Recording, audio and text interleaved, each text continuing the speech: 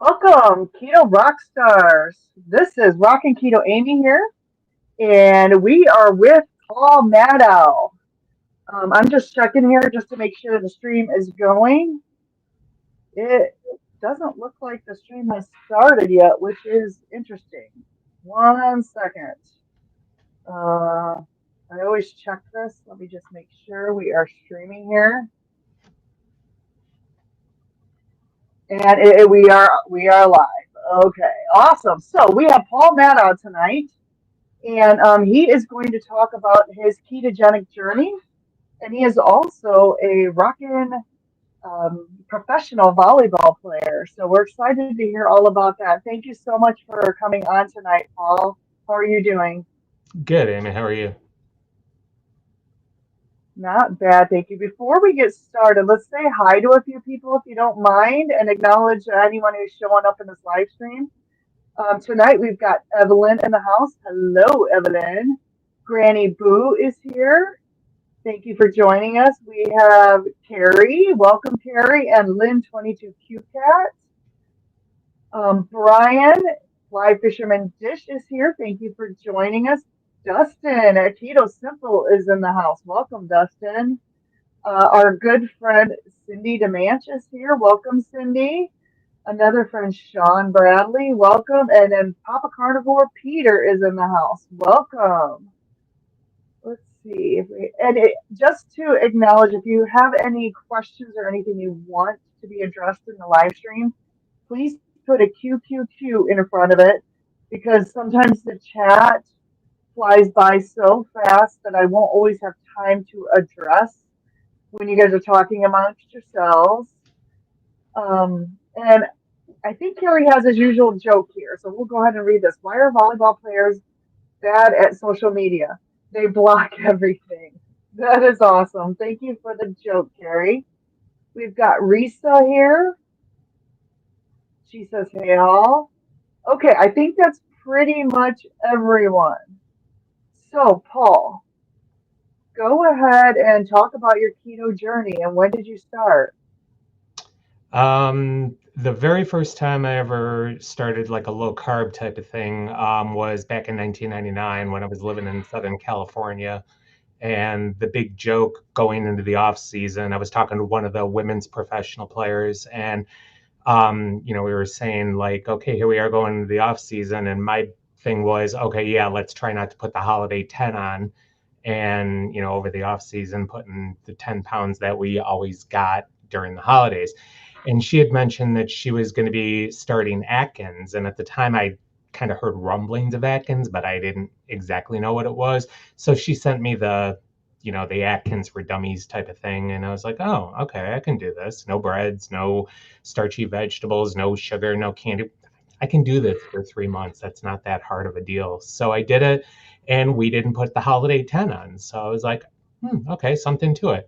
Do you think I did it going into the future though? No, never again. Just that one time. So that was when I was first turned on to the whole um, low carb type of situation where I had first heard about it. So but didn't really put it into practice until many, many years later.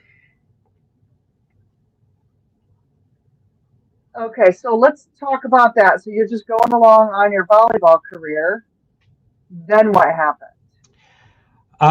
And well, let's take it back prior to the whole Atkins thing. In 1997, up until 1997, I was leading a very healthy life, professional athlete, making a very good living, um, doing what I loved, followed my dream, that whole shebang. And then in July of 1997, I blew up my left ACL, and that was a season-ending injury. So I had to get the surgery done with that, and did the rehab and what I needed to do, and finished the protocol about a month ahead of schedule. Normal protocol is about 6 months. I was back playing and training in 5.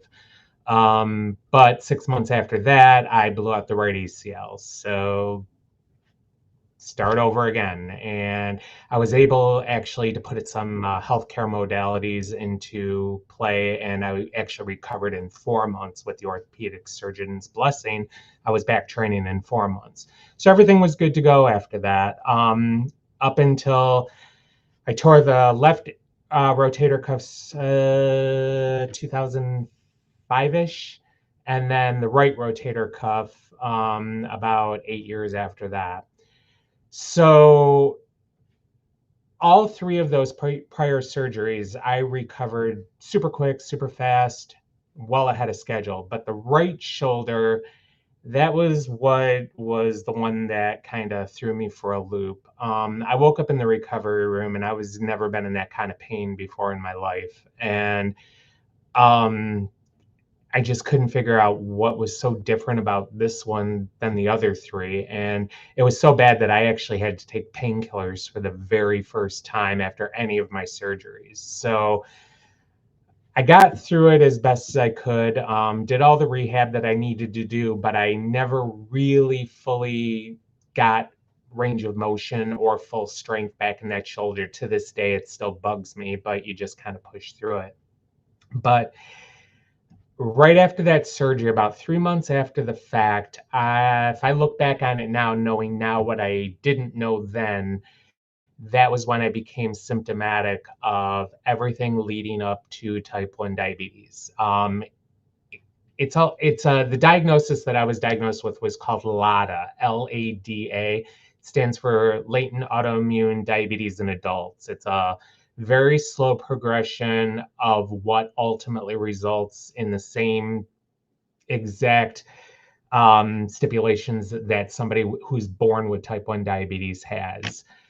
So basically, for 2 years, I was dealing with all of these symptoms. And every time I would go to my doctor, I would be diagnosed with something that wasn't related to type 1, even though I was thirsty all the time and I was peeing all the time, the big two symptoms of type 1.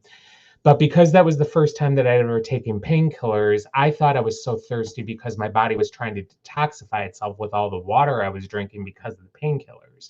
So I didn't really give it that much attention other than my body was trying to get back to normal. I had gone down to Australia. I'd been to Australia many times in our off season, but their on season, I would compete down there. So I was competing 10 months out of the year. So in 2012 or 13, I went down to Australia, and that was the worst that I had ever felt. There were points in time where I couldn't even finish tournaments, that I was just not feeling good. I was dizzy all the time. I just felt like crap. And it just, nothing was going right. And so when I came back, I went to my doctor. I'm like, something is going on. Well, because I was feeling dizzy all the time, they diagnosed me with benign positional vertigo. They gave me all these home therapy exercises to do to get my equilibrium back. And after 6 months, nothing was working there. Then I noticed a weight loss was occurring without me even trying. I was eating like a horse, but I was still losing weight. Um, they basically thought I caught parasites while I was down in Australia. So I was treated for parasites. Again, still losing weight, still feeling dizzy, nothing feeling better about me, still peeing, still thirsty, drinking at least 3 gallons of water a day. And so went back to the doctor, and this was about a year to a year and a half into the fact. I looked at myself in the mirror after a friend brought it to my attention, because when you're going through it, you don't realize it. But I was down to 109 pounds soaking wet. And I think you've got some pictures to show what I looked like back then. Yep, yep. I'm bringing those up right now. So this was, which doesn't look like you, really. I mean, it looks like you, but it Yeah, looks like a shell of you, yeah, essentially. exactly. I was a walking skeleton. And in that picture, I mean, right there, my friend in Australia took a look at that picture and was like, dude, something is going on with you. You need to like get to a doctor. I'm like, I've been to a doctor. I don't know, what else. I don't know what it can be. I had never heard of being diagnosed with type 1 as an adult, and I was misdiagnosed with having type 2 when they finally did a blood sugar test on me after 2 years. And my fasting blood sugar was like in the high 400s, like around 490, 495. But I was misdiagnosed with type 2. And what I knew about type 2, it didn't sit in my mind right. I didn't lead what I thought was at the time the prognosis of what is type 2. I wasn't sedentary. I wasn't overweight. I was never overweight. I didn't feel like I was leading a life that would lead to a type 2 diagnosis, but I was like, it can't be type 1 because I was thinking at the time, you normally develop type 1 when you're a toddler. It didn't make any sense to me. On top of that, I have no type 1 in my family at all. So there's no genetic possibility for it to be there. Little did I know about, what type 1 actually is. So having the type 2 diagnosis, I was basically told to limit my sugar, limit my carbs, try to get as much exercise as I can, blah, blah, blah. And I'm like, well, I'm already an athlete, so I don't know how much more exercise I can do, but I can cut back on all the carbs and all that stuff. So I immediately eliminated sugar. I immediately eliminated grains. Luckily, I had the experience with doing Atkins back in 99. I kind of knew what I needed to do, but then there were certain things that I didn't realize, like, oh, sweet potatoes are essentially carbs. I probably shouldn't be eating those. And I went for a couple of weeks still eating them, thinking they're complex carbs. But then once I did more research, I was like, oh, those do turn into sugar. Okay, let's eliminate it all. So that's when I figured high protein, lower carb, and let's see what happens. Well, in 3 months' time, my blood sugar went up into the 500s. So it wasn't the carbs I was eating that was doing it. Something else is going on. So I went back to the primary, and he finally referred me to an endocrinologist. And when I met the endocrinologist, she walked into her office, took one look at me at those pictures that I showed you, took one look at me and said, "You're not type 2, you're type 1. You need to go into emergency, and I'm calling them to tell them that you're coming." And I'm like, oh, okay. So belligerent athlete in me is like, I am not type 1. What are you talking about? Give me a break. We can figure this out. I don't need to go to emergency, and just give me some magic formula and I'll figure it out. She's like, you need to go to emergency. You need to go to emergency now. Get out of my office and I'll call you the next day and we'll do another consult. So I went to the emergency department. They put me on an insulin drip that night. I was in the emergency room all night. They got my blood sugar down to about 90, 95, something like that, after like being on an insulin drip for 18 hours. And what did they bring me in for breakfast? Pancakes, yogurt, a banana, and orange juice. Like, great breakfast, guys. I'm diabetic. Shouldn't I be avoiding like all this stuff? But whatever. I didn't eat anything. I just wasn't hungry after, getting this news that I might be type 1. And so I just, whatever. So I went back to the doc. I was finally released, went back to the endo's office, and she laid it all out for me. They did the testing on me, a couple specific tests, GAD antibody and a C-peptide, and it all showed that I was type 1.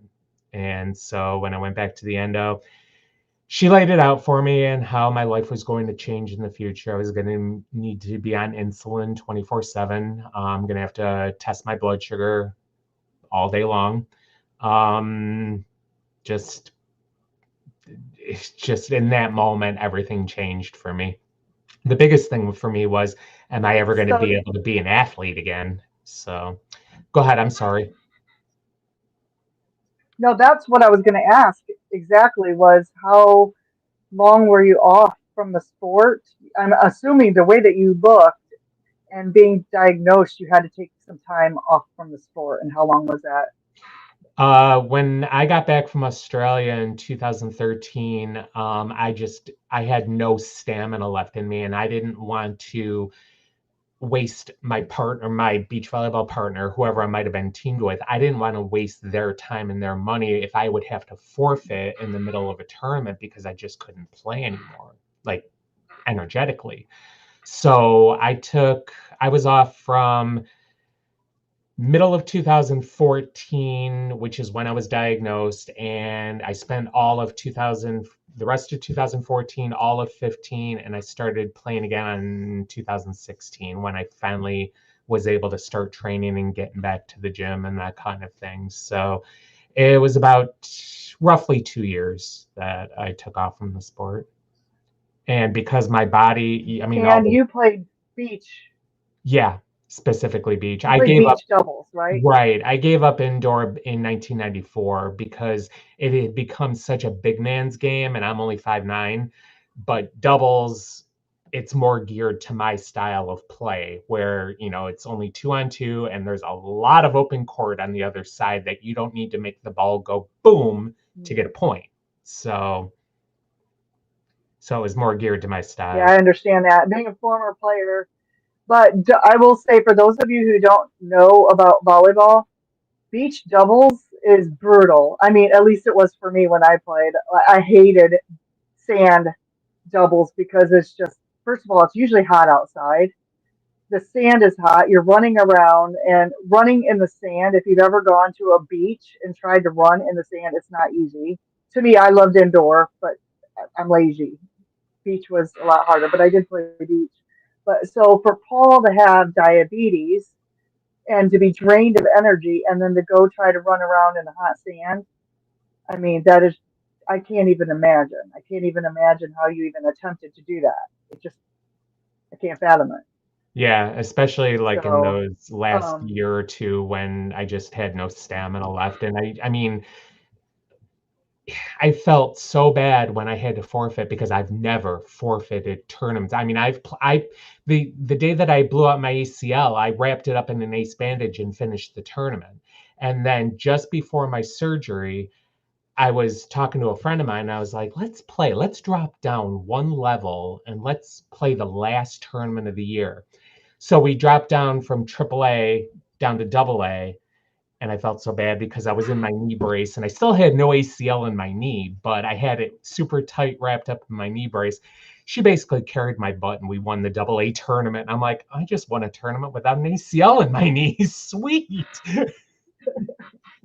So I've pushed through that's all the pain awesome. and all the things that I've needed to do. So that's why when this occurred, when I'm at such an underweight and my body, all my muscles were cannibalizing themselves because I had no insulin going through my body that I could eat and eat and eat, but I wasn't getting the nourishment or the protein into my body, which is why, I looked like I did in those pictures. I was just a walking skeleton.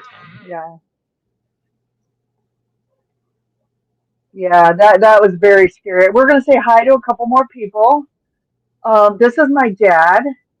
Hi, everyone. I'm in the house lurking, which the house is next door to the house I live in. So I live next door to my parents. Let's see. Who? I think we said hi to Risa. We said hi to Evelyn. Charger Mopar, quack quack. Rick is here. Welcome, Rick. I saw someone else show up here. Uh, just make sure. Again, if you have questions, please put a QQQ, or if you have something you want us to show, because there's just so many. Um, there is so many. Yeah, Lynn says that sounds so crazy. It took doctors that long to diagnose you. Seems so obvious to us. And did you ever think, even when they diagnosed you to type 2, did you ever think maybe I'm a type 1 diabetic? Did you ever think that? I mean, In you the back said of you my didn't fit the bill of a type 2. Yeah, in the back of my mind, I was like, well, because that's the first thing I asked my primary was when he did the finger stick test on me. He's like, you have type 2, or he was like, you have diabetes. That was his exact words. And I said type 1 or type 2, and he said type 2. I'm like, thank God I don't have to be on insulin the rest of my life. And in the back of my mind, I was thinking, could this be possible that I do have type 1? But at the time, I had never known adults that were diagnosed with type 1. Little did I know, and now I know a whole lot more. Type 1 is an autoimmune disease, and autoimmune can hit anytime, anyone, anywhere for any reason. For me, it was that fourth shoulder surgery that kicked off the autoimmune. It just happened to attack my pancreas and my endocrine system. What I've discovered over the last 11 years of being in all these Facebook groups, and most of them related to the type 1 or keto or type 1 athletes, is that normally it's trauma to the body that causes an adult to who gets type 1. It's trauma to the body that causes it. It's the mechanism, it's the kickstarter that kicks off the autoimmune symptoms. And for many people, it results in pancreatic failure. So I have to ask this because I had a roommate, my maid of honor at my wedding. Before I met my husband, I lived with a type 1 diabetic. And let me tell you, sometimes it was scary. We'll get into that in just a minute. But she had a pump. And I did you start with a pump or did you start with shots? I started with pens. I never did hypodermics. I did, they're these longer pens that you screw a needle onto the cap of it, and then you dial the amount of insulin that you want to take. And now that, looking back on it now, I thought, oh, great, because I the thought of needles was just like, get me out of here. I basically whimpered at getting a TB test. And here I was, now I was going to have to finger stick all the time and then inject. Well, the first time I did the pen cap with the needle, it was so microscopic that I didn't even feel it go into my abdomen. I'm like, okay, I can do this. This is easy. So I started with that, but for 3 months, my blood sugars weren't coming down at all, no matter how much insulin I was taking and no matter how low carb I was eating. My blood sugars were up into the 200s, 300s, 400s, and they just weren't recovering. So the suggestion was made, hey, what about a pump? And me personally, this is how little I knew back then. I was like, no, I don't want a pump. I don't want all those tubes hanging off of me looking like a freak. And, I just don't want that. And my endocrinologist was like, oh, no, there's this tubeless pump that's available. It's called Omnipod. And I was like, okay, so how does that work? She's like, you stick it to wherever part of your body that you want to wear it. And then you push a button and it sticks a little cannula into you. And that's where the insulin feeds into your body. I was like, and it's not noticeable. And she's like, no, you can wear it under a shirt, on your abdomen, whatever. I was like, let's look into that. And that was how I got introduced to a pump. Yeah, see, I wanted to ask that because my roommate had the one with all the wires and everything, at And the least back tubing. when we were living together and like, yeah, in the 2000s. And I'm like, how did you play volleyball with that? Because she would go to into DKA. DKA, is that what it's? Diabetic ketoacidosis, DKA. She would go into DKA because the tubing or the pump or something would become disconnected and she didn't realize it and she wasn't paying attention. And so then I'm like, if you're playing volleyball and you have all these tubes and wires, I don't understand how that would even work. So the fact that you had one that didn't have any of that makes total sense. Now let me ask you this: have you ever been into DKA? When I was diagnosed. And not since then? I'm sorry? No, not since then. No, my blood sugars are really Not since well then. So controlled. just, and the other thing is, I know that you were either in a group or you studied, is a Dr. Brownstein, and that's how you really understood how to dose for protein. Is that correct? Tell us about that. Yeah. Dr. Bernstein and the group is called Type 1 Grit. And he wrote a book called Diabetes Solutions. And he also has a million videos, Dr. Bernstein's Diabetes University on YouTube. And because I'm not a reader, I never really read the book, but watching videos, that I can do. And so dosing for carbohydrates, vegetables, non-starchy vegetables, that's the easy part of doing low carb. That's very simple. Dosing insulin for fat and protein, that is the challenging part because through the process of gluconeogenesis as well as amino acid profiles and what it does with your body, over the period of 1, 2, 3 hours, your blood sugar is just going to rise. And you have to be on top of that with specialized insulin or specialized features in a pump to be able to mitigate that rise and stop it from happening.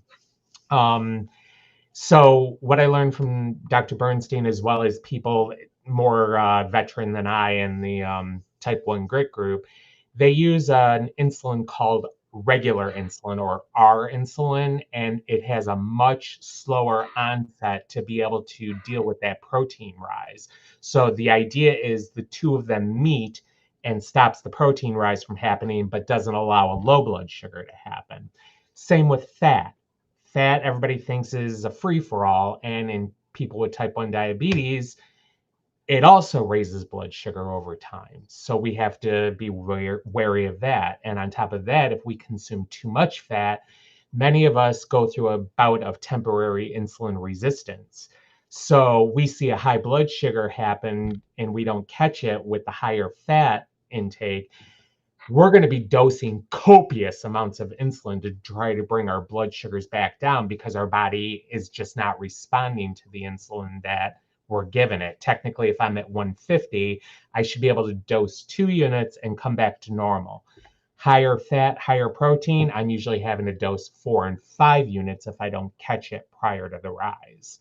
So I call it the daily science experiment, because you can do the same thing over and over and over, day in, day out, eat the same foods, whatever, and you'll never have the same results. So you're always chasing it. You're always chasing the blood sugar. For the most That's part. Now, crazy. 9 times out of 10, that's why I keep to the same foods. I try to, anyways, because I know what pork does to me and I know when it does it to me. I know what beef does to me. I know when it does it to me. So it's just easier to stay with the same foods because you know in the back of your mind when you have to dose your insulin and how long you have to, what I call the extension. In a pump, we call it an extended bolus. A bolus is when you take a big hit of insulin all at once, either to correct a high blood sugar or to counteract a meal. So if you're eating like vegetables, which all vegetables are carbs, say I'm eating a salad with Brussels sprouts, I'll usually dose about 2 to 3 units of insulin for that. But then when I'm eating protein with that, I have to extend the bolus over time. So I'll take a percentage of that hit up front and then I'll extend the rest over an hour. So that way, any protein rise that happens, the insulin is right there to counterbalance it. So you're not always Interesting. chasing it as much as you are experimenting with what your time frame is with having to take the extension of the insulin to mitigate the protein and the fat. Very good. Okay, Sean has a question. Did the type 1 slow your progress when you got back into the gym? It did a little bit because I still, didn't have any muscle strength left to me. I mean, my body had cannibalized itself so bad that I was already at a deficit to start with. So what I was finding though was as I was getting stronger, when you weight lift and the adrenaline goes through you, I start getting a spike of blood sugar, even though it's not truly a blood sugar spike, it's adrenaline that's causing the spike. I had to learn how to dose insulin safely for that. A lot of times I just let it ride itself out and then take care of the high blood sugar with cardio, because cardio brings your blood sugar down. So if I got up to like 150 or 160 while I was doing a weight training session, I wasn't too worried about it because I knew in 30 minutes I'd be hitting the cardio and bringing it back down naturally without having to take any insulin, because the last thing you want to do is do a cardio workout with insulin on board, insulin in your body, active insulin in your body, because you're going to go and crash.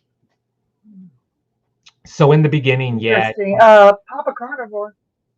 Oh, I was gonna say in the beginning, Go yeah, ahead. it did Sorry. kind of impede me a little bit, but as I got stronger and stronger and stronger, and then I paid attention to some of the veterans of the type 1 grit group who were athletes, I was putting into practice a lot of their advice. So Awesome. Peter Papa Carnivore asks, do you wear a CGM? Do you also use a finger stick? How do you keep your blood sugar in proper safe range?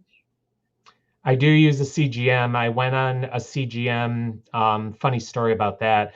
My endocrinologist always said that she told me about a CGM right at the beginning. She never told me about it at the beginning.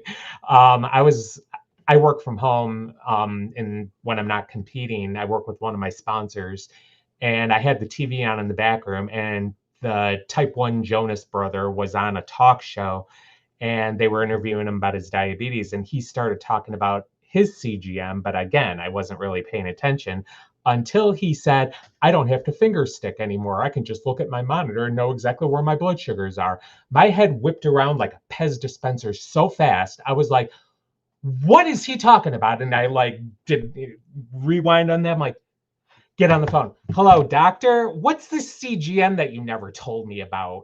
She's like, I told you about it right at the beginning. Oh no, you didn't. If you would have said no finger sticks, trust me, that would have stuck out in my mind.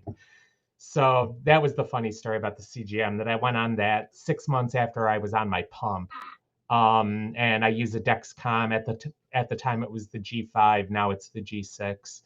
And I'm sorry, what was the rest of his question? Do you also finger stick? I do finger Uh, stick.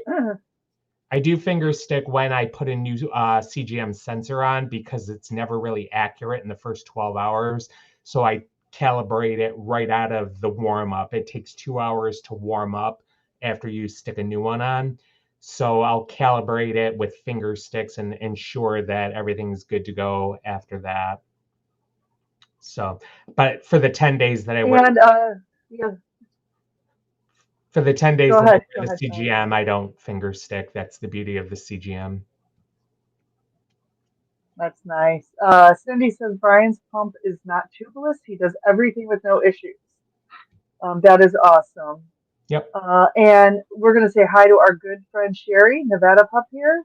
She's driving, so she can't chat. Well, thank you for joining us. And Josephine is here as well. Thank you for joining us. Those are good questions. And Brian says, Paul, it's good that you found the late Dr. Bernstein. He was one doctor that really had figured out type 1 diabetes. And I had, before we ever met, I have heard of him. Although I'm not diabetic, I've never been. So I never had to really dive into it. I just thought watching him on YouTube was interesting, especially because I did have someone who's close to me that she's type 1. So, I found his information was really just above and beyond what anyone has, brought in this community. And so when you got diagnosed, is that when you went full on keto, like right away? Had you heard of keto? You knew you had to cut the carbs, right? Right. I did that. I started doing that when I was misdiagnosed with type 2. And when I was misdiagnosed with type 2, a friend of mine I was a member of a karaoke website years ago, and I was an admin on there. A friend of mine who was diagnosed type 2 got me into a couple type 2 Facebook groups. And I didn't even know at the time that Facebook had private groups like that.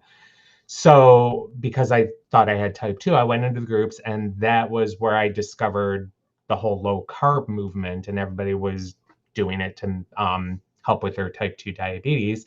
And that's where I first heard of Dr. Bernstein. This type 2 group was following his protocols, but not to the level of what the group that I ultimately found was or were doing. But in that group, everybody was talking, they were sharing recipes and all that. But in that group, everybody was just such a jerk. I mean, everybody just like, oh, if they would post a recipe, they would like really slam each other over like one ingredient or two ingredients. And it just got to the point where it's so caustic that I had no interest in being in those groups anymore. So the keto police. It was the keto police. Basically, yeah. I mean, back then I didn't know they were called that. Now, how I found keto, or low carb, more specialized, was through Dr. Bernstein's group, Type 1 Grit. One of the moderators in that Type 2 group was the guy that actually founded the Type 1 Grit group, R.D. Dykman. And he had worked with Dr. Bernstein directly in getting all those videos up onto YouTube. So when I got the news that I was actually type 1, I went into the group and I was like, "Hey guys, I'm actually type 1." And he reached out to me, RD did, and hey, if you're type 1 and you're already following low carb, I've got this group that I'm an admin of that I really would like for you to take a look at, and we're really utilizing Dr. Bernstein's protocols. And I was like, all right, sure, link me up. And so I went in, and it was like everything I could have wanted. It was like all the information, people that had been doing it a little bit longer than me, because at the time the group was only about a year and a half old. So I was like, one of the veterans now, but I still like gotten to know people that had been doing it for longer than me and who had been diabetic for far longer than me. So I could actually learn from them on how to do what I needed to do to get my blood sugars back to normal and into a safe zone, because it just what I was doing wasn't working with insulin. Awesome. Did you say you were an admin on a karaoke page? Do you Yep. sing karaoke? You do? Oh my gosh. Me too. I'm a singer as well as a retired athlete. But if we ever get together, Paul, we are going out and we are singing karaoke for sure. Yeah, Okay. the So website was called SingSnap. I love it. Brian asked, which CGM do you have? Did you say the Dexcom? Dexcom. Dexcom 5? Because at the time there were Yeah. really no other choices available. There was Medtronic, which you kind of had to be with their pump to be able to use it, and Dexcom Libre was only within the last 6 years or so, actually maybe a little longer, 7 years we'll say. But everybody that was on a Dexcom was saying how accurate it was with their finger sticks versus what the readings were. So that's what I went with.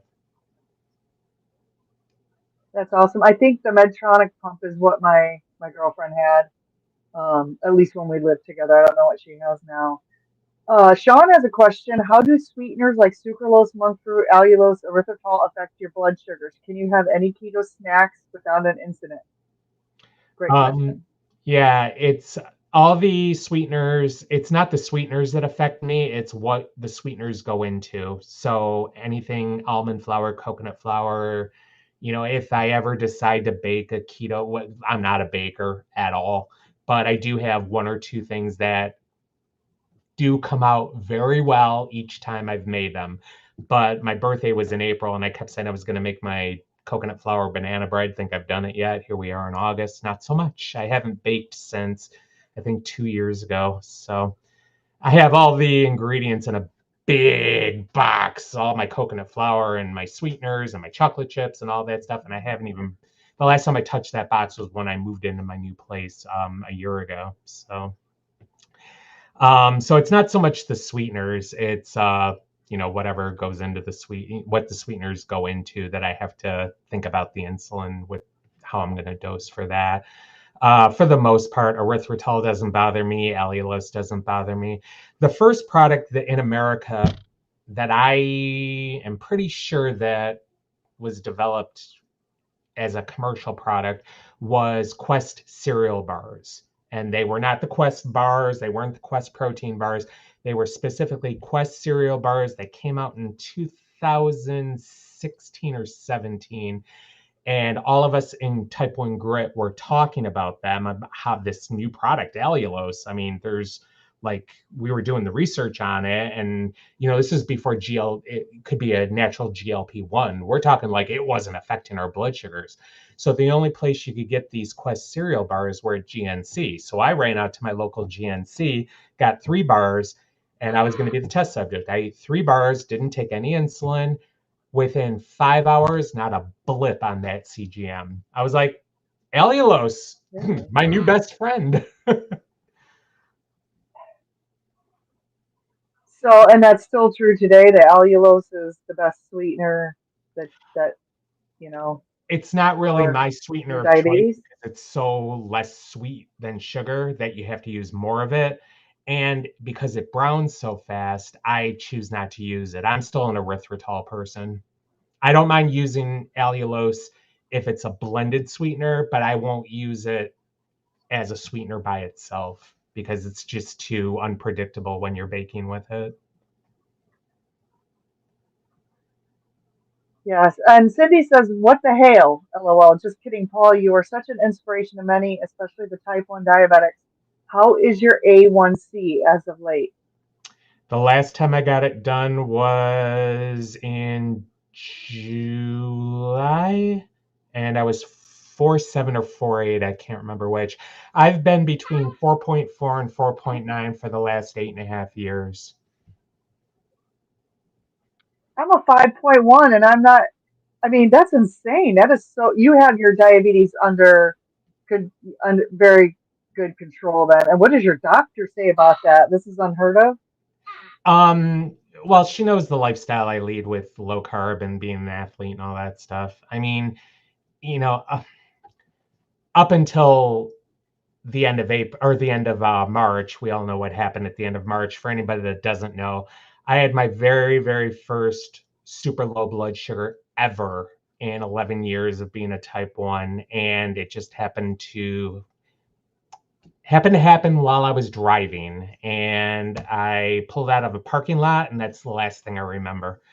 I apparently hit two parked cars, totaled my car. The total damage of the two cars that I hit were $2,500 total. Mine was totaled, however.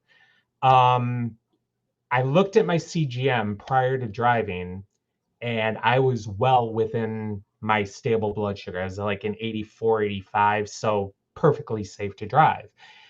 Apparently, though, they say it's never happened to me before that my blood sugars are well ahead of the CGM, meaning there's usually a 15-minute lag in a CGM reading to what your blood sugar actually is. I've never had that happen to me personally when I finger stuck. I've always been within 5 to 7 points or milligrams per deciliter. Well, this hit me hard and fast, and I guess I went unconscious. The next thing I remember, I woke up behind all the airbags, and ambulance was there, and apparently three people were walking by and called the 911 emergency services and whatnot. And I got taken to emergency and, looked over. This happened at 10 p.m. and I was in emergency until 6 a.m. So even somebody like me who has super control of their diabetes and knows what they're doing and doesn't eat all the carbs and take all the insulin or anything like that, low blood sugars happen. First time for me in 11 years, and now I'm a little bit more cautious. That's good. Sorry to hear about the accident in your car. I remember when that happened. Um, but, you know, I would say one time in 11 years, a similar thing happened to my roommate.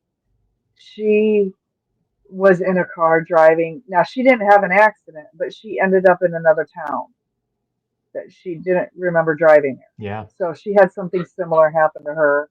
Yeah. And it was just like a random thing, you know. And she was diagnosed, I think, when she was like 25 or 30, she Okay. was diagnosed.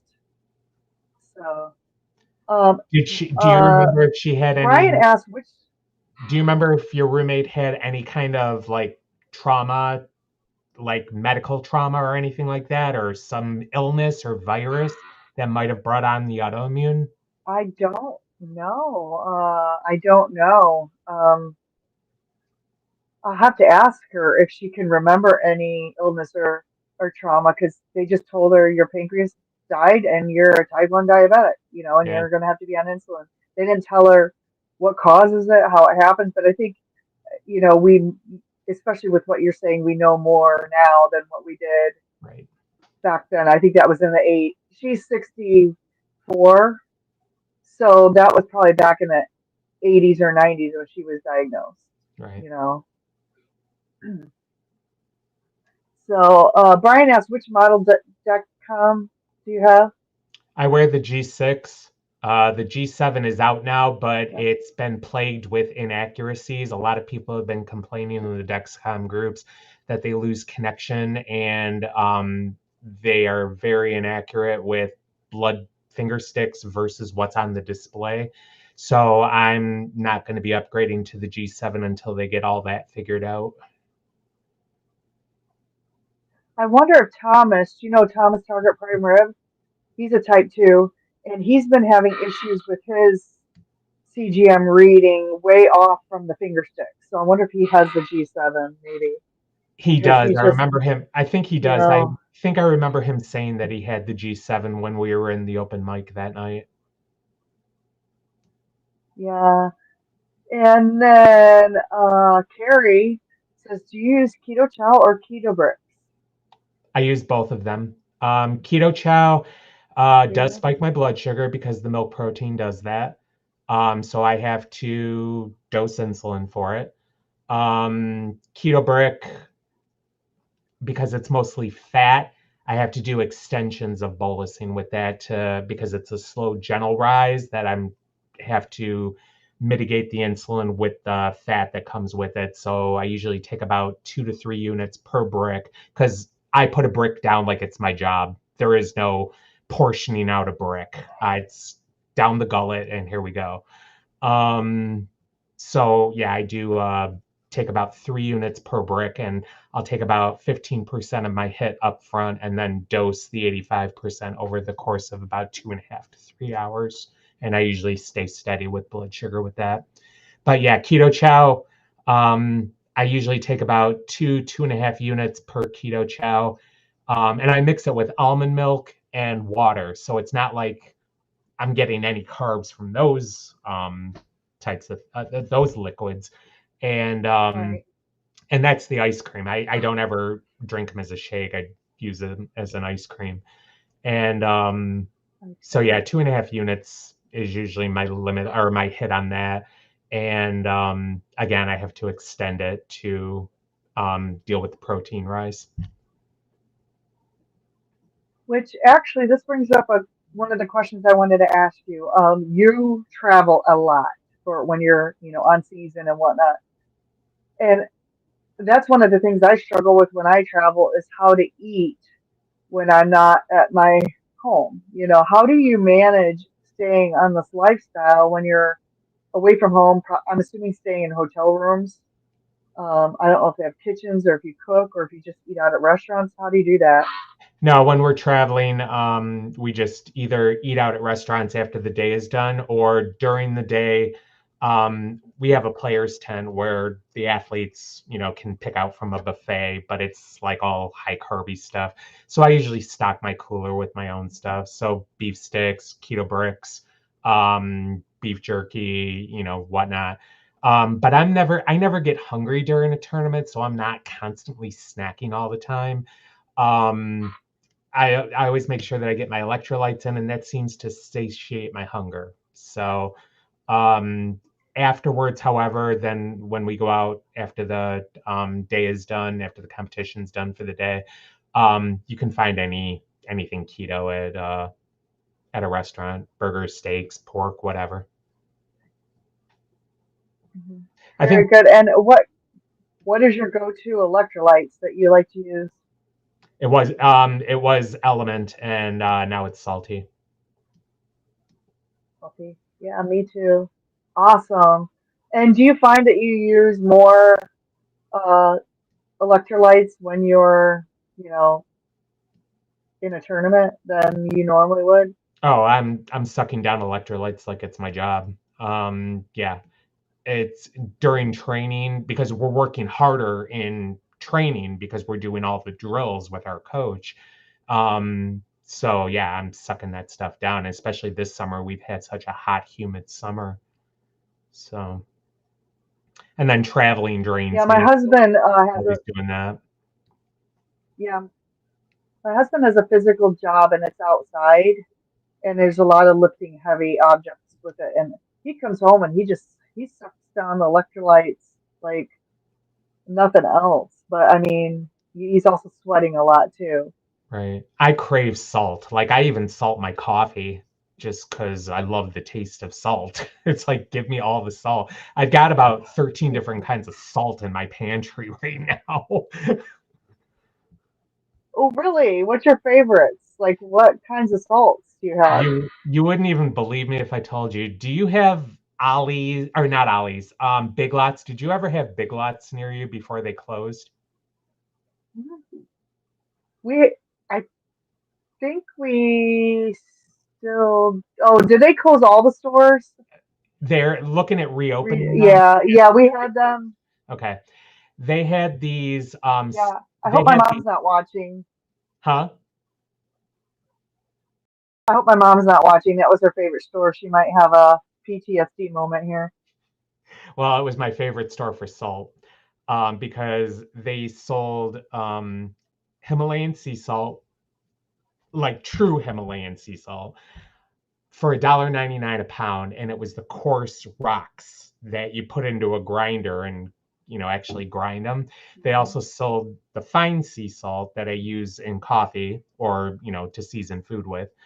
But they also started carrying these seasoned salt flakes, and they're a finishing salt that are a little crunchy. But there was rosemary, there was chipotle, and there was cayenne. And I still have my last rosemary one right now that I'm using, and I'm like, the store closed like last November. I heard about these salt flakes, not from Big Lots, but there's another brand that people in the carnivore space talk about that are salt flakes. I'm like, I never heard of that until, you know, I Are they heard it malt? and you just now brought it up. Are they Malden salt flakes? Yes, that's the one. That's the brand that I heard that someone Yeah. mentioned. Do you have that too? I've used them. Yeah, they're a little pricey. And Sean asked, do you keep, this is a good question because this is what I experienced with my roommate. Do you keep an emergency snack with you to help with lows or sugar tablets even or anything? Yeah. I'm sponsored by a company called Honey Stinger, which is basically a sports nutrition company, and they use honey as their sweetener in all of their products. So they make these products. They made. I was attracted to them initially because they made energy bars and energy gels. But then they came out with protein bars. Then they came out with Stroop waffles and energy chews. So I keep packs of energy chews, which are 4 grams of carbs per chew. So it's easy for me to dose because I know exactly how much 1 gram of carbohydrates will raise my blood sugar. So each chew is 4 grams. So you just do the math and you'll know exactly how much one chew will raise your blood sugar to get back into a safer level. So I use those products if I need, any kind of help with a low blood sugar. That's the beauty because like I signed with them in 2005, long before diabetes was ever a thing. And the fact that they didn't drop me, even though I don't use their products the way they're intended to be used anymore, they still provide a Hmm. vital service for my health kind of thing. So the fact that I'm, That's still with awesome. them and they haven't dropped me from sponsorship, life's good there. That's really awesome. Sherry says my daughter has worked for Medtronic for over 20 years. She's a supervisor. That's pretty cool. Yep. Uh, oh, this is interesting too. Sherry says the trick with baking with allulose is not to bake over 325 degrees. I did not know Yeah. that. It's kind of hard when a recipe calls for 375 though. Yeah, right. And Cindy says our Big Lots open, so there's hope for the Big Lots salts, maybe to come back for you. Uh, Because they sold some great spices too uh, that you can't find anywhere else other than paying like $20 yes. for them. And Sherry was a dancer, and she says they do not eat when they are performing. I never ate when I danced either, or when I was competing with Nevada, her pup. Right. Meals always happened after everything was all done. Yeah. Well, I have an interesting story too about one of our volleyball tournaments. I mean, granted, this was high school, so kids do different weird stuff, but we ate Taco Bell the night before. We ate Taco Bell the night before, and we had leftovers. So I ate some for breakfast, cold, some tacos before our big tournament, our travel tournament. That let's just say I had to get subbed out from on the court, and I did not go What? back in. I spent the rest of the game in the bathroom, and so my teammates are all picking on me, at that point. because, and I was on summer travel leagues and everything, but I learned my lesson. I'm like, do not eat before, just fast. Like, you just don't eat or eat something light or not at all.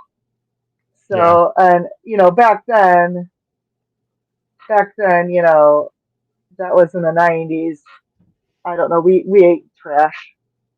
Uh, so that's Well, my story about eating junk I mean, before a tournament. there were times in the 90s when I was living in California where we'd eat like half a sub during a break in a tournament. We were just hungry and it's just the way things were back then. But, things changed when, I gotten the news with the type 1, and a lot of it was I just didn't want to have to deal with insulin dosing. I didn't want to have to deal with possible spikes in blood sugar. And the last thing I wanted to do was play a match with insulin active in my body because I didn't know what it was going to do. So it's just much easier to play without food. I'm not usually hungry during tournaments. If I need something, like I feel like I'm a little laggy or whatnot, then I'll pop in one of my Honey Stinger Energy Chews or two, because that's going to bring me up into a safe level, but not super spike me where I'm going to need to get Mhm. insulin kind of thing. Yeah, that's really good. I have another question about Sorry, I can't read the chat. I don't have having my computer diet. glasses on because I didn't want the glare. That's a, that's okay. I was going to ask you a question. Oh, have you had any like roadblocks? I know like type 1 is a roadblock, but just on the ketogenic lifestyle at all, do you have any like downsides to living that lifestyle, or does everything go well? You know, um, doing low carb ketogenic. yeah, no, it's been pretty smooth sailing. I mean, over the last couple years, obviously the prices of meat has gone up, so I've been able to mitigate that. Though I have my own way of keeping a very good budget. I've said this before in chats where people ask about how meat can be afforded. I've been taking surveys online for the last since 2008, and I set aside 2 hours a day and I take a crap ton of surveys, and I get all these points which I turn back in for gift cards. I can do different stores in my area, I can do restaurants, I can do PayPal, I can do Amazon, whatever I choose to get these points with, that's what I use. So you know, if I get a ton of points, like right now I have about $950 worth of points in this one that I'm kind of brand new to. And so like I'll just cash in $100. I'll go get gas at Walmart and I'll go shopping at Walmart, and I'll get like 3 weeks worth of meat for $0.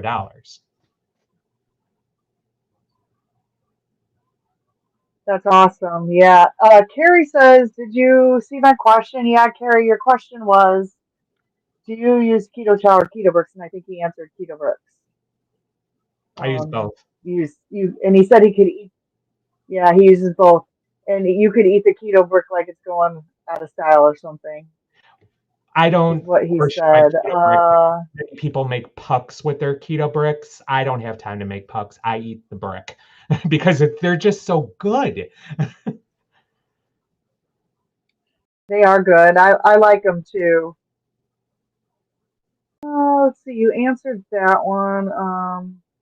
How do your friends and family react to you being on the ketogenic lifestyle, being a type 1 diabetic? Are they supportive of that? Do they think that's weird, or do they understand the need to eliminate carbs from your diet because of the diabetes? When my parents were alive and I got diagnosed, I immediately just went low carb. See, I don't look for what anybody else thinks about what I'm doing, so I didn't really put any credence into it.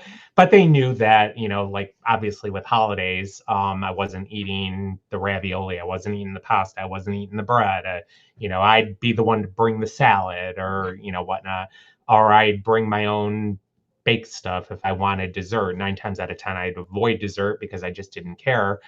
I'm more savory than sweet.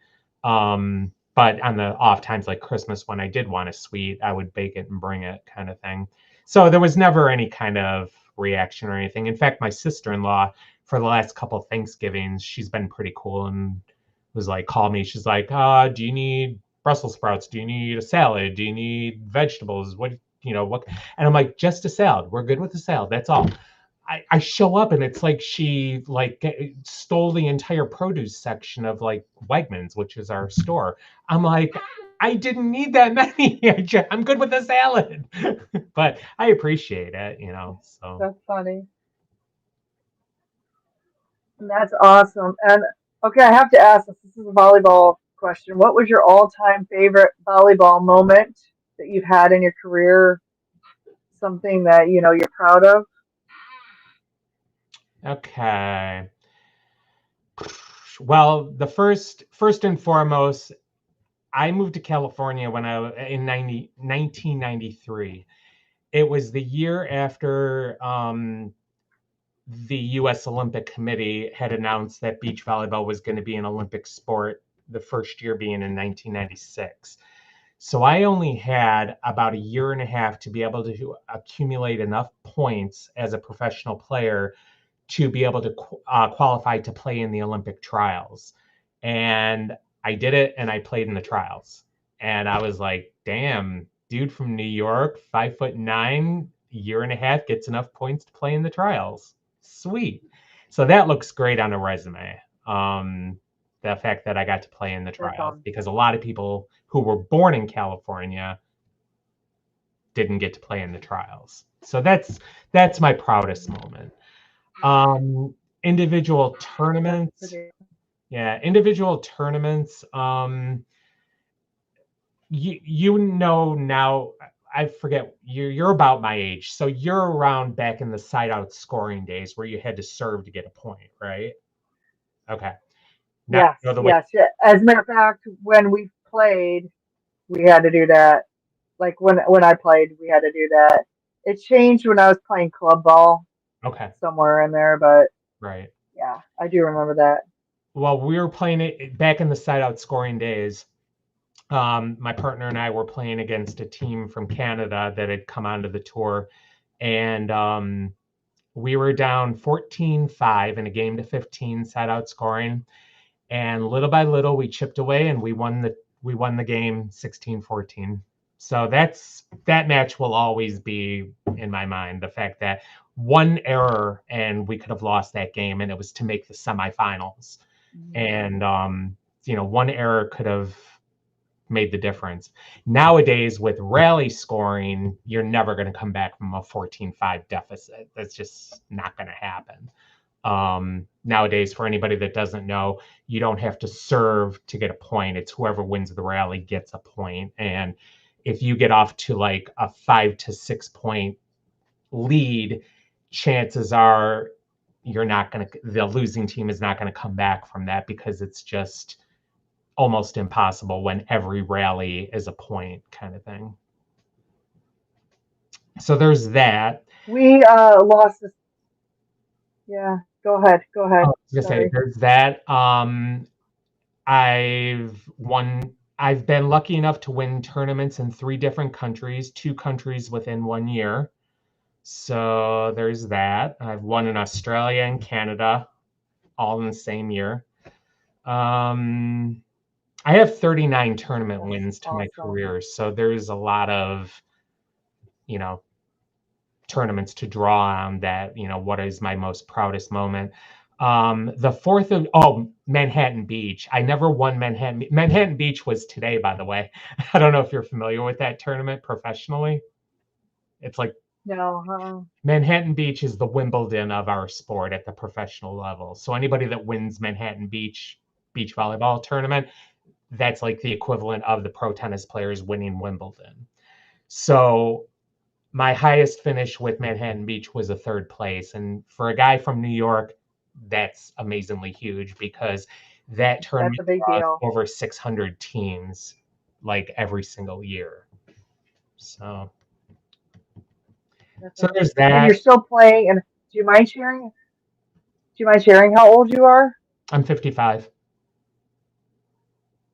And you're still playing. That is Fine. amazing. I Now, quit when I was 35. yeah, I'm not Uh, playing at the very, very top tour, the Association of Volleyball Professionals, AVP. I'm not playing that tour anymore, but I am playing the next step down, which is all the professional regional tournaments around the country. So it's basically one level down. A lot of the guys that play on the AVP, they play these tournaments too. So it's not like I'm not playing a lot of these professionals already. I don't have you have to be able to contract to play in, at the time, 8 tournaments. Now they've changed it up where it's not even beach volleyball anymore. They have made what's called the AVP League, where they travel around the country, but you play indoor sand. And I'm just like, God, they're taking everything that ever made beach volleyball out of beach volleyball. It's the way they're doing it now is just crazy. And if unless you're in the top 2 in the country and you're not playing internationally, there's no way anybody can make a living doing this. Not you would need to finish 1 or 2 every single tournament, have killer sponsorship, and play internationally to even think about making a living at this sport. It's just back when I was playing, that's crazy. we had companies that were just throwing money at our tour because they wanted to be involved with it because we were such a lifestyle. After the 1984 and 88 Olympics, when the men's team got the golds at both of those, and then once NBC signed with the AVP to start televising matches in the early 90s, all throughout the 90s, advertisers saw the big bucks with these and were just throwing money at us. Well, what happened with us? Our prize money went up. And so, I mean, there were years that like I would finish consistently third, fifth, and seventh, and I was making like anywhere from 150 to $200,000 a year just playing beach volleyball. Not even winning. The guys that were winning, like Karch and Kent, they were winning Mhm. like 750 to $1 million a year playing beach volleyball, and then there are all their endorsements. So, it sounds like a lot of money what I was winning, but you got to remember I was living in California at the time. So, 150, 200,000 in It's expensive. California money is like 50,000 in upstate New York. So, but it just the fact that I could do what I Right. loved and make a living at it. It was just such a great time to be involved with the sport back then. That's amazing. Carrie, he says, sorry for being a pain and bother in the room. You are not a pain and bother. Uh, I just wanted to make sure you knew that your question was addressed. So thank you very much. And Christ My Cure is here. I think this is Lisa. I think. If it's not, I apologize. Post your name in the chat if I'm getting this wrong. She says, my friend is type 1, will insert more insulin to eat unhealthy. I worry so much. Yeah, I've known people like that too. I think I saw another question here. Wow, this is a lot of people asking questions. I didn't even have to go through to my questions. Just Jason Keto is here. Thank you, Just Jason Keto, for joining. And Erin, Booby Goats is here, and she says, I'm learning so much about volleyball. Oh, here's the question. Did you ever think about going into coaching?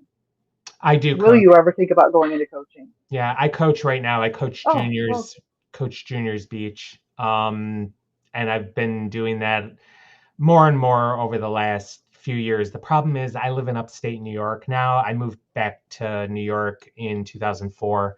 And so we only have a 3-month season. So it's kind of hard to do beach coaching because a lot of the juniors are more into the indoor club than they are playing on the sand for the exact reasons that you said, Amy. They have to work a lot harder in the sand and learn a whole different game, and they get frustrated very easily. So I do every now and then I'll help my friend and coach his indoor juniors team. But, when I was living in California, I was coaching a lot more beach. yes. And I'm in northern Indiana. So I would be out of shape for beach volleyball here because we'd be playing indoor all year. Right. And then, like you said, it's crappy here where I live. I mean, we've had snow in May before, so I'm not far from Chicago. So it's like the season, you just wouldn't be in shape for it Right. because, and I had asthma too, so it was like running in the sand in the 90-degree weather was not my gig. Now quads, I could handle quads and sand, but doubles just killed me. And And we didn't have enough time to train for it. So yeah, that makes sense. and that's the thing. I hate quads because there's too many people on the court getting in my way. Well, so what would happen with me is you'd have a bunch of guys, right? And it would be on the men's regulation net, which was a foot higher than the women's, and they needed to have one girl on their team. Yep. And so they would pick a girl who was good. So I got picked to be on these quad guy teams, but I was the only girl.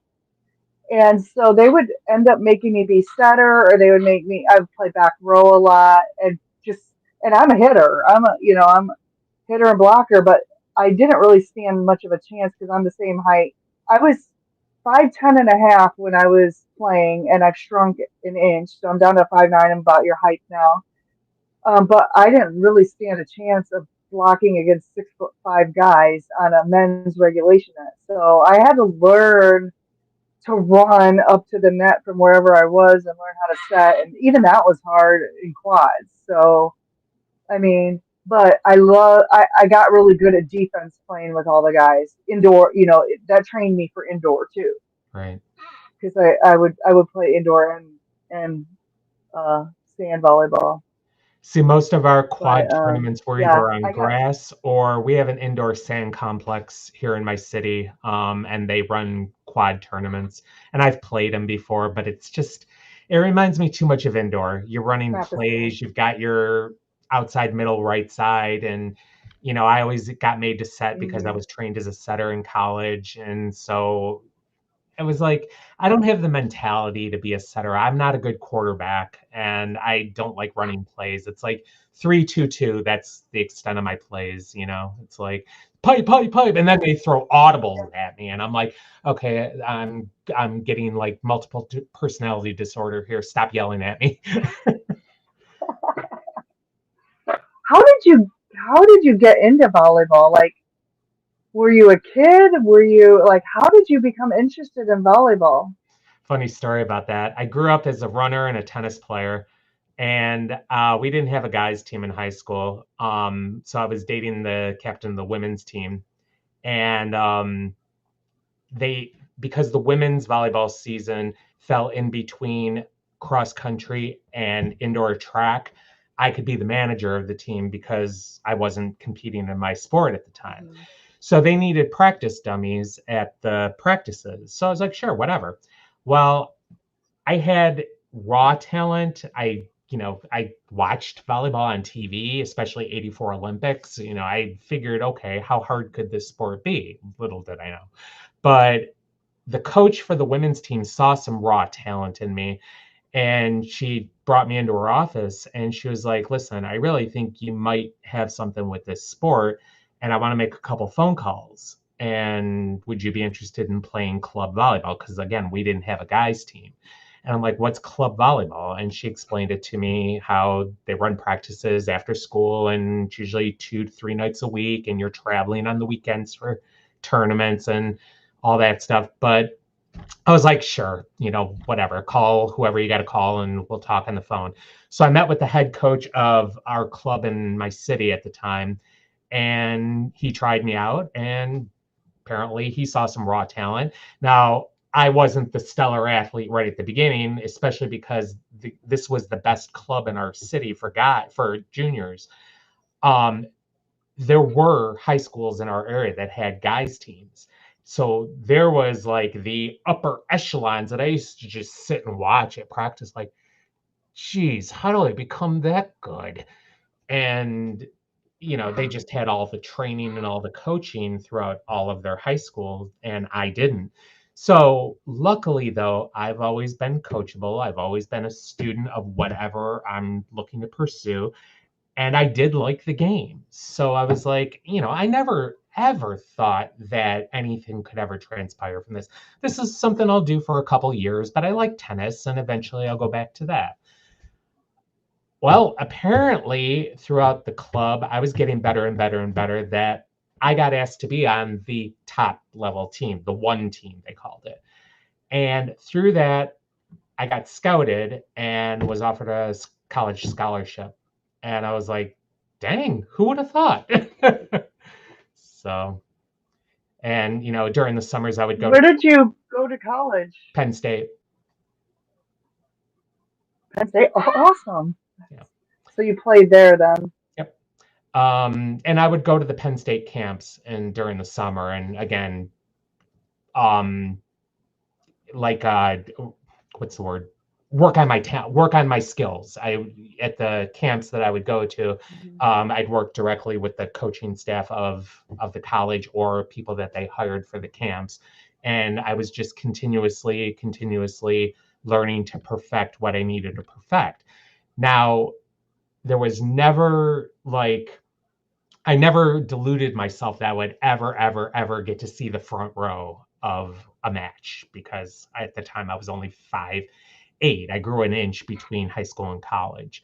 Back then, it was very rare for somebody who was under the height of 6'1", 6 foot to be able to play Division One. Luckily, the coach at the time just took an active interest in me, saw how well I played the back row. I was a good defender, and recruited me. And I was like, all right. And the first year when I was a freshman, I redshirted. And then sophomore year was when I started seeing court time. That's awesome. That is so cool. Man, you're living a dream that I never was able to do. But that is awesome. Oh, I wanted to say we had some of the, what did you call it, court dummies that were guys that would come play with us too. Right. And one guy is a coach now. He became a coach from that experience, I think. So, oh, and the feral grandma Wendy's here. Loki did the yard and cooked dinner. Uh, this is just great. I'm looking for more questions. Oh, this is a good one. Sherry asked, "What did you study at Penn State?" Criminal justice. I'm a licensed private investigator in New York State. That's a cool job. It We was. we should be talking about that. Are you not doing that anymore? No, I just renewed. I did it for 2 years, and then I did it very briefly in 2009. I started out doing domestic investigations, which was so dangerous. Then I did insurance fraud, and investigate arson, and like people that would, I had a robbery in my house, and when you do the investigation, not so much. But mostly insurance fraud as far as medical, workers' comp, that kind of thing. Um, and then in 2009, I went to work for a law firm in which they prosecuted allegations of abuse and neglect with people with developmental disabilities. So I would do the investigations of those cases as they were brought to us, and, do my findings and present my evidence in court with the lawyers doing the examination and cross-examinations.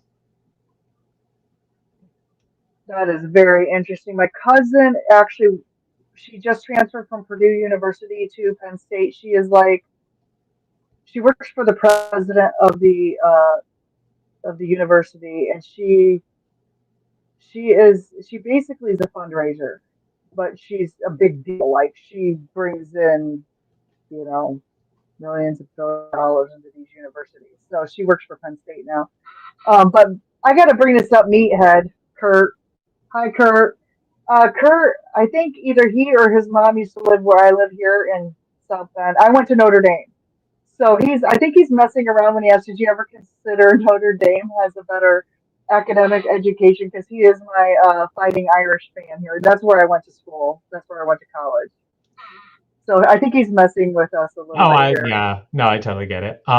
Yeah, but the problem is they didn't recruit me.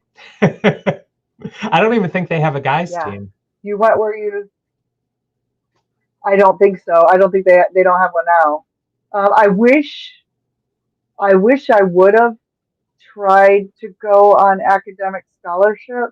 There's a long story there. I don't want to go into it, but um, yeah, I just focused on my grades. I didn't play college ball. Yeah. I mean, I took my college off from playing, and then I played club ball after that. But I was good, but I was not like it would have if I played in college. It would have never went anywhere after that.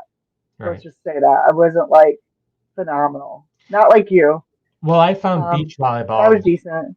I found beach volleyball before I went to college. I was playing beach volleyball when I was 17 in New York. I live about 15 minutes from Lake Ontario, and we have a beach right on the lake, and that's where I started cutting my teeth with beach volleyball, like watching all these former Division One players that lived in my city now. One guy was actually Penn State alum, and another one played for USC. And I would just sit and watch them. I'm like, oh my gosh, I want to be that good. How do I get to be that good? And I would literally, if I, when I played my first few tournaments as an amateur, I would lose very early and I would like legit just sit there and study how they played the game. Now I knew that I wouldn't be able to be the hitter that they were, but I'm like, okay, I can make shots. And I became a shot maker.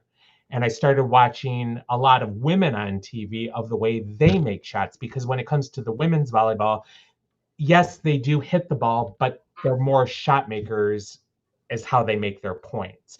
Watching them play defense is amazing Yep. too.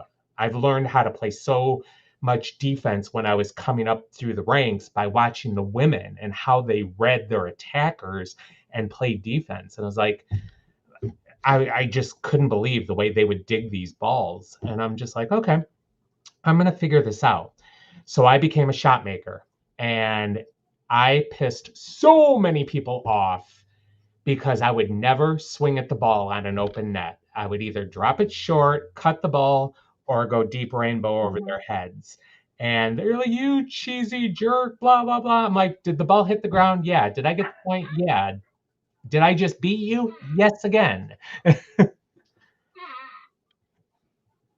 awesome. Sean asks, "How close are you?" I'm going to try to pronounce this. How close are you to Schenectady? 3 hours. Schenect Schenectady. Schene. 3 hours. Okay. Schenectady. Schenectady. I don't know. I didn't know how to pronounce that. On the outskirts But of Albany. I'm no one can from pronounce. Albany. That is awesome. And Lynn says, "Who knew that Paul was Dick Tracy? Cool job, Paul." Yep, everyone that you're a private investigator. I think I remember you saying that um, somewhere, but I had forgotten. Evelyn says, "So superhero Paul needs a trench coat, shades, and a volleyball." I have my And sunglasses on. Lisa says, you must be a fellow Canadian." I don't think so. I think Paul was born here in the United States. Correct? Correct, but I spend so much time up in Canada that when I come back, everybody knows that I was in Canada for the weekend because if I'm calling a ball out for my teammate, oh, oh, oh, oh, or what's the score, eh? So yeah, I have friends all over Canada, and I call Toronto my Yeah. second home. Yeah, yeah. Sean says there is a bureau that investigations for the DOE, Department of Education, I think, for people getting their security clearances for the plant up there. Very cool. Okay. Well, I think you answered part of this, but Wendy, the feral grandma, asked if you have any other sports interest. You said tennis. What was the other one? Tennis, and I was always a runner in high school up until I found volleyball, but I sucked at it, so I don't even call myself a runner. So my whole family was a family of runners, and they set records. And my nephew, who's 30, is still running, and he qualified for the Boston. I mean, my whole family's running. My sister, who is your age, she's 55 or 56, Yeah. ran the Chicago Marathon a couple years ago. She's amazing. And so the running coach always wanted to recruit me, and I said, I don't think you understand. I am not a runner. I'm not. I hated the running training we had to do for volleyball. So, but yeah, The only um, reason I joined cross country was volleyball was because my there were no jam. other fall sports that I was interested in. And the only reason I joined indoor track was because there was no other indoor sports I was interested in during the winter. And I was biding my time until tennis in the spring came about. And I was the first freshman in my high school's history to make the varsity tennis team. Usually it was sophomores or better, and they didn't have a junior varsity. So I only played tennis 1 year though, because I found volleyball that following year. And I was more interested in that aspect of it. And when it came right down to it, I wasn't that great at tennis either. I mean, it was so weird to be able to step on the volleyball court and have better raw talent with volleyball than I ever did of playing 5 years of tennis. I just, it was the one sport, volleyball was the one sport that really resonated with me. I was just like, I really like this sport.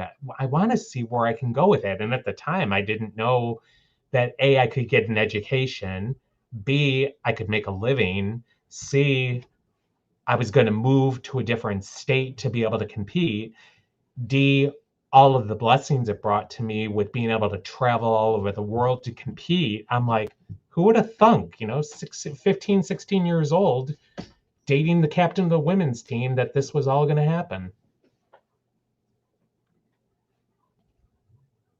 Yes, I think you mentioned that you were engaged at one point to her, weren't you? You had said?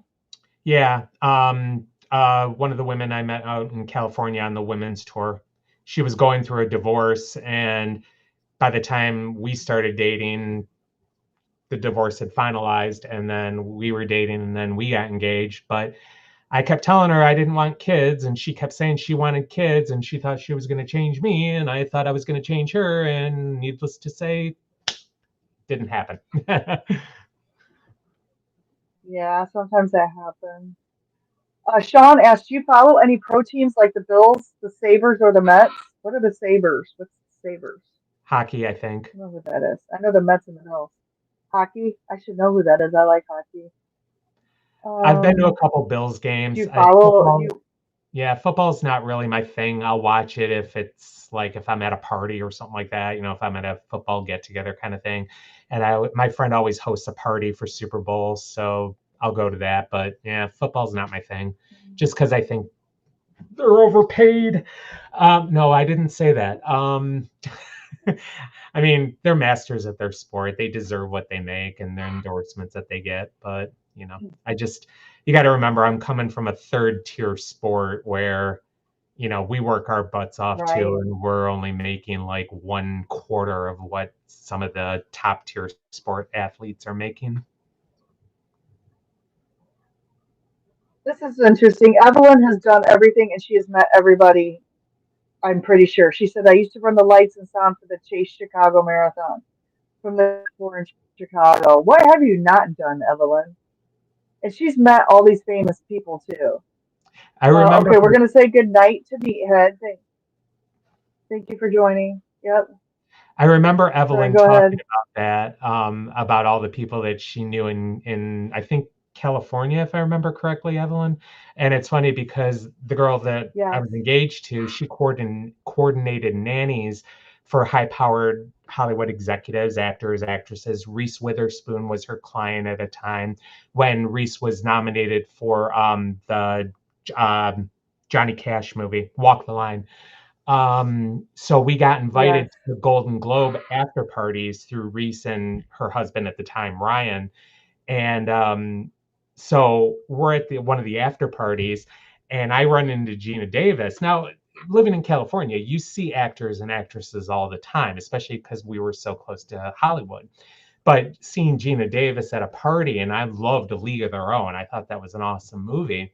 So I walk up to Gina Davis and I'm like, hi, it's so great to meet you, blah, blah, blah. And I'm just like, League of Their Own is one of my favorite movies. You were so athletic in it. And wow, you just had babies, didn't you? And I didn't mean it like that. I just meant you look great for just having babies.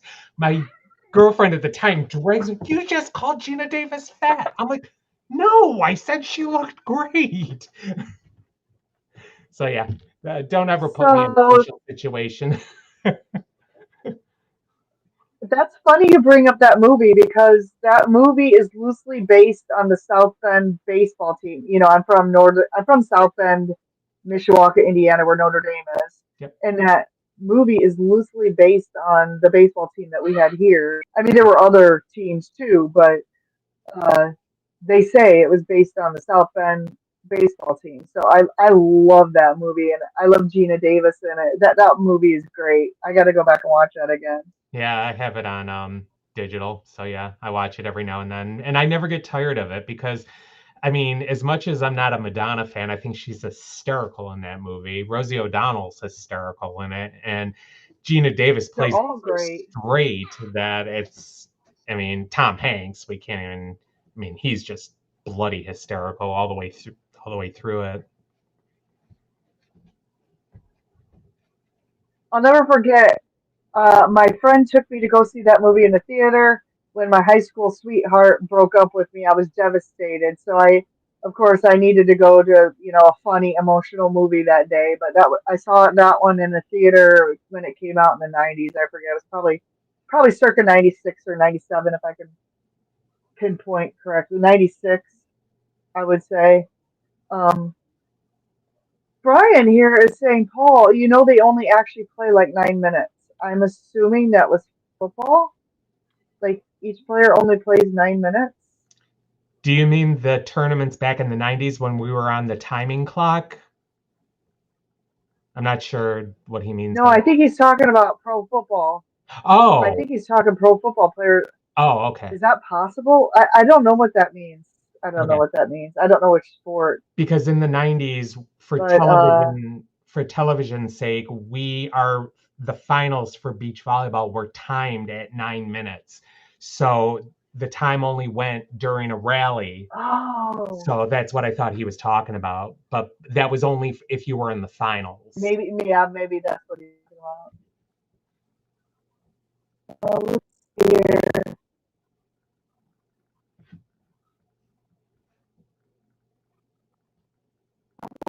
See any other questions? Did you have any? I don't want to keep you all night. No, you're Did good. you have any?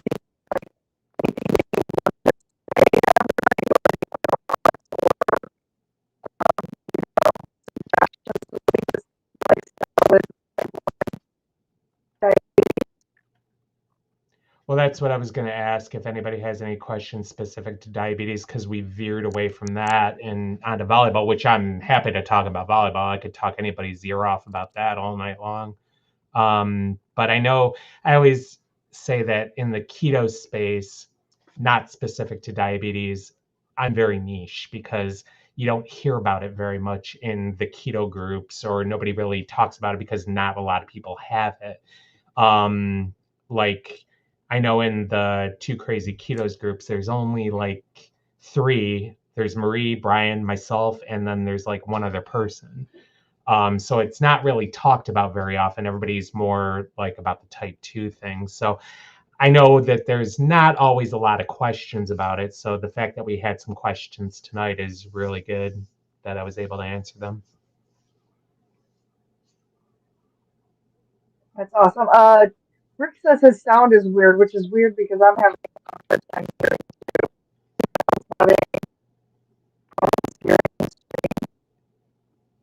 No, Amy, you're getting really staticky. Like your sound is distorting a lot. I don't know if I Yeah, am. So. something's going on.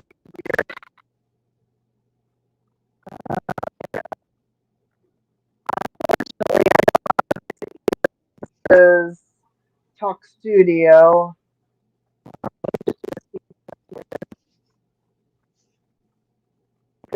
Internet maybe is going out. And I apologize if I'm missing anything in the chat. Like I say, these are my computer cheaters, but they glare off everything. Oh, look, I can see chat now. Oh, you can see chat now. That's funny. Well, when I I put think the it's back. cheaters on, I can see it. What you said,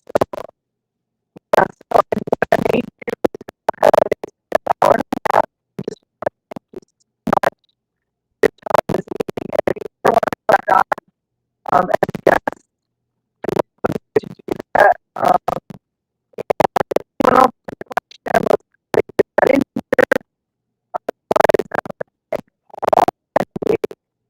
we um, because I think we're starting to have weird sound issues.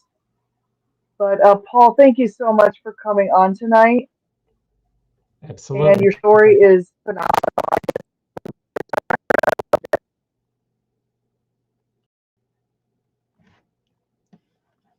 Oh, We might be frozen.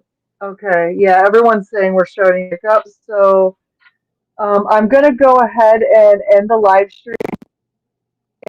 Thank you so much, Paul. And stay tuned for the closing credits, everybody.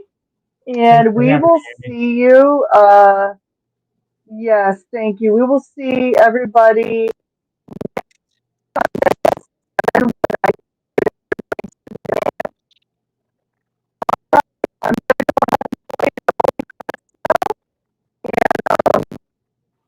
Everybody have a good night. Take care.